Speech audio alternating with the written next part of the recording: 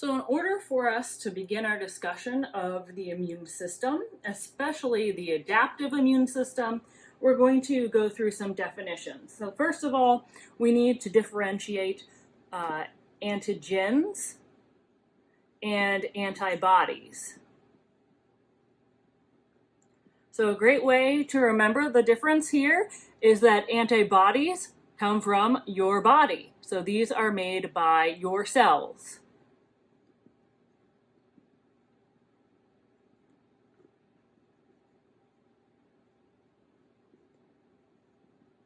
Antigens are made by pathogens, oftentimes bacteria, but they could also be parts of other infectious agents. So antigens and antibodies don't just sound like similar words, they actually, the physical molecules of antigens and antibodies interact. Our antibodies are designed to bind to antigens. And sometimes this is referred to as recognizing the antigens. And what they mean by that, what they mean by that is that the antibodies can bind to the antigens because they have some kind of complementarity. So the antibodies are proteins which have a shape and a chemistry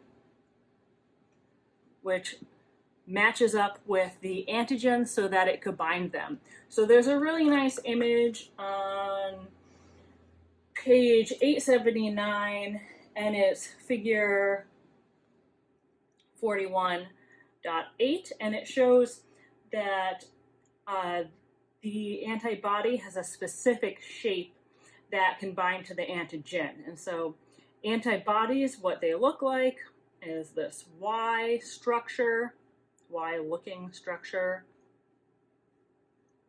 And you may have seen these types of diagrams before that weren't as accurate as the one in the textbook.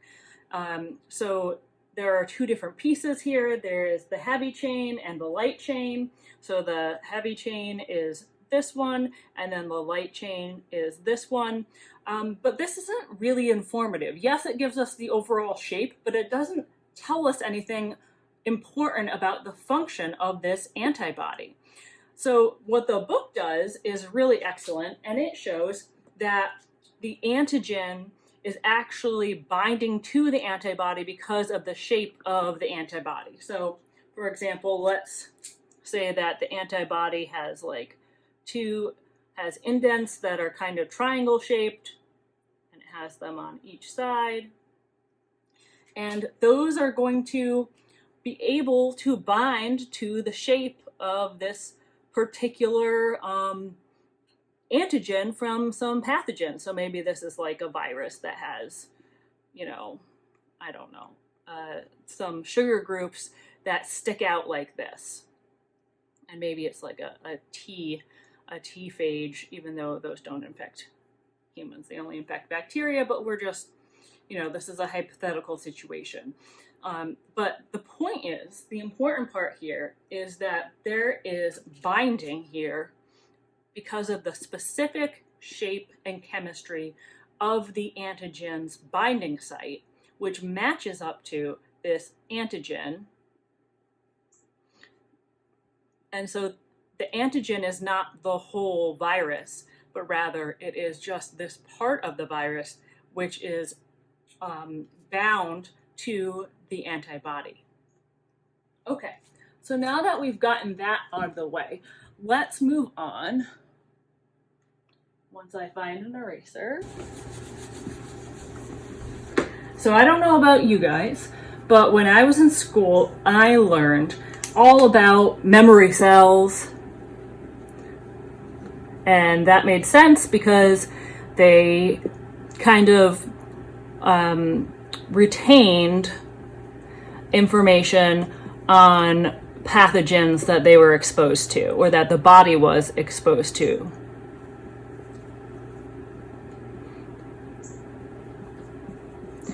But the really amazing thing about our immune system is that we also have these cells that can bind unknown or new pathogens as soon as they're present, or the first time that they are seen by these cells. And so this is kind of like a, whoa, how does this happen? How could we possibly have cells that are prepared to deal with a specific pathogen when the pathogen has not been seen by the body before? And this is the beauty of this process of genetic rearrangement that occurs in certain types of immune cells. So the rearrangements are of particular genes, and the book refers to these as super genes. I'm not sure how universal that phrase is, but we'll go with it since it's in the textbook, you know. So this is some gene sequence. And this gene sequence, you know, it's on one of our chromosomes. This would be our duplicated chromosome. The kinetochore kind of looks like a TIE fighter too. Yeah, it's a chromosome. And so you might say, okay, it's one little region, and blown up we get this gene. And remember, we're depicting this as a rectangle, but this is made up of, if we want to magnify it, that's a magnifying glass. Yeah, sure. Anyway, then it's made up of all these nucleotides, and specifically nucleotide sequence. The book shows that within this part of the genome, there are 3 types of genes,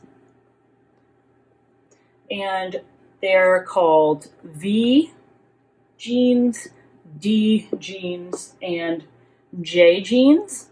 And these are going to be mixed and matched to make a variable region. So I'm going to do a plus sign for these, and it equals a variable region,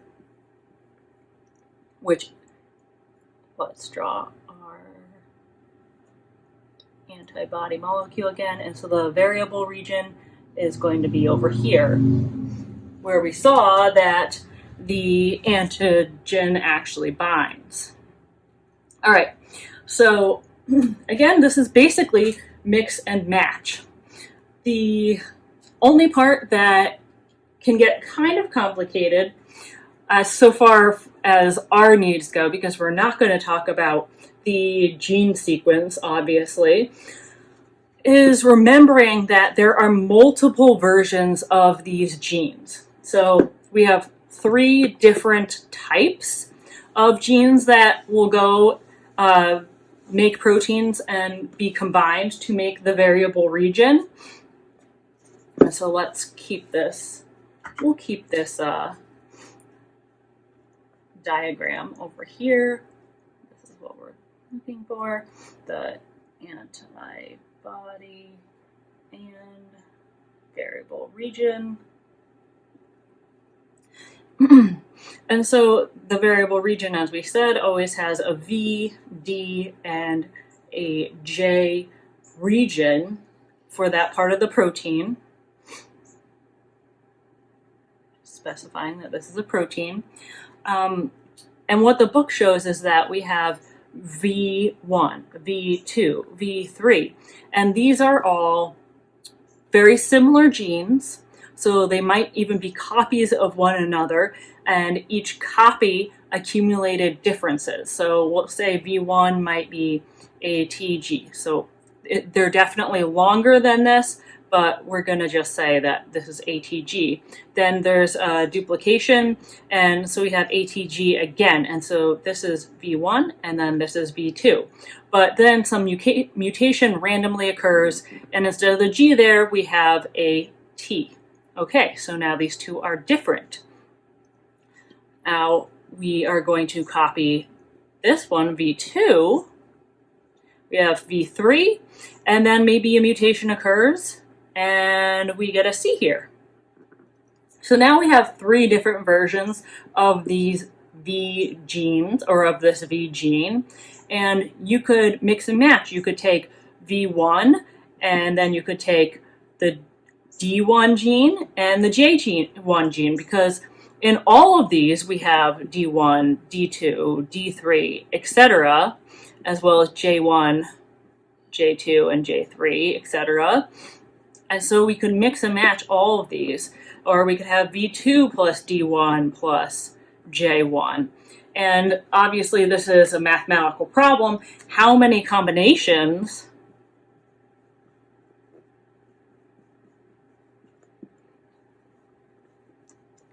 can we make from these 3 genes? And it obviously depends on how many different variants we actually have. And in the textbook, it says that there are 100 for the V region, there are 30 for the D region, and then there are 6 for the J region. Hello, Ringo. And so the textbook tells us, I know you're hungry, the textbook tells us that when we multiply this out, so it's 100 times 6 times 30, sorry I switched them, but that comes out to 18,000 possible combos. And then, how else could we get even more combinations? Well, what if there's a mutation? Then we would have even more combos. So we'll say 18,000 plus. Okay, so wait, why do we even care about these 18,000 combinations? What are we even talking about? Well, let us take a step back and remember, what we're talking about are gene sequences. So there are 18,000 possible gene combos. What is this gene going to do? Well, it's going to be read. You get mRNA, and then you're going to get a protein. What is this protein? This protein is, think about it for a second, this protein is the variable region of the antibody. So if your cells are capable of making 18,000 different proteins, or if they're capable, so if your genes are capable of producing 18,000 possible gene combinations, then your cells are also capable of making 18,000 different proteins of different shapes, different chemistries, and all those 18,000 different proteins or variable regions will be able to bind to different antigens. And they might bind to more than 18,000. I'm just going to write that.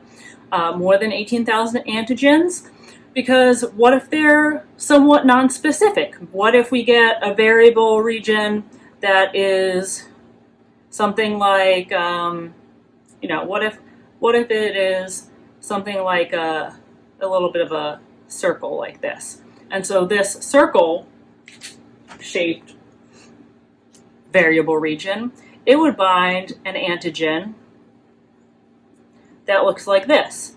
But it will also bind to an antigen that looks like this. I don't know why they're colored in. They're happy proteins. So one variable region combination might bind to multiple antigens. Or likewise, we could have the opposite. Maybe we would have fewer than 18,000 because maybe 2 of these are going to bind to the same antigen. It depends on which way it goes. But yeah, so this is how you would generate the different varieties that would allow there to be antibodies. Therefore, we have antibodies for pathogens that are unseen, unknown, and maybe they haven't even been invented, or maybe they haven't even been evolved yet, but your body can still make antibodies against them. That's pretty neat.